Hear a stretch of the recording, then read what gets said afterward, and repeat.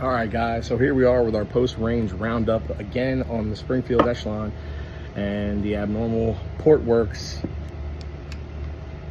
port job. So, flawless day. We put over 100 rounds through both Echelons. They both have a very similar port job. Overall port square inch of ports is almost identical, but the ports are a little bit different shape on ours versus the other one. More of a egg shape versus a more oblong versus oval, if that makes sense. A little bit more of like a rounded rectangle versus just a standard oval shape. But we saw very similar results with both.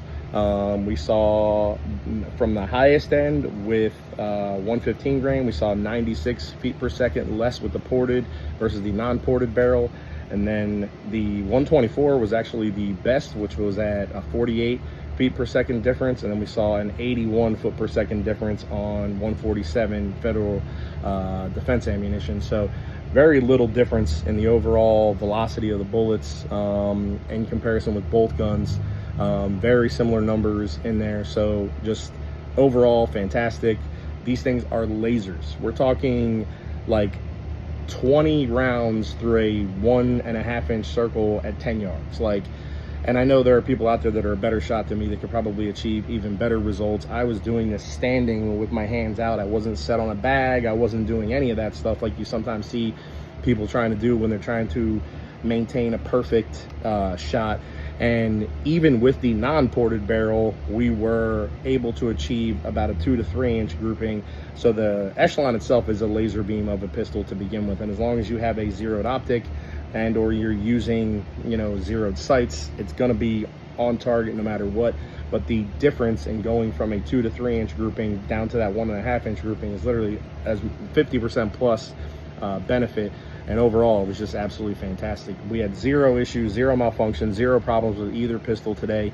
This one, again, is running an NDZ stainless steel guide rod with the 14.5 pound factory recoil spring. This one, because it does have the PRP spring kit, is running a non-captured guide rod with a steel guide rod and an 18 pound recoil spring. We found that we had to go up in recoil spring tension with this one because of once we added the PRP spring kit with the Tyrant CNC trigger, we started having issues with failure to feeds and light primer strikes. Once we got that sorted out and she was tuned appropriately, she runs like a champ now and we had no issues. So flawless day with the ported Echelon. So definitely, if you're interested, hit us up, get in the books. Time to make it happen. Later. All right, of course, we got to start with the freshly ported ODG green Echelon. Let's rock and roll.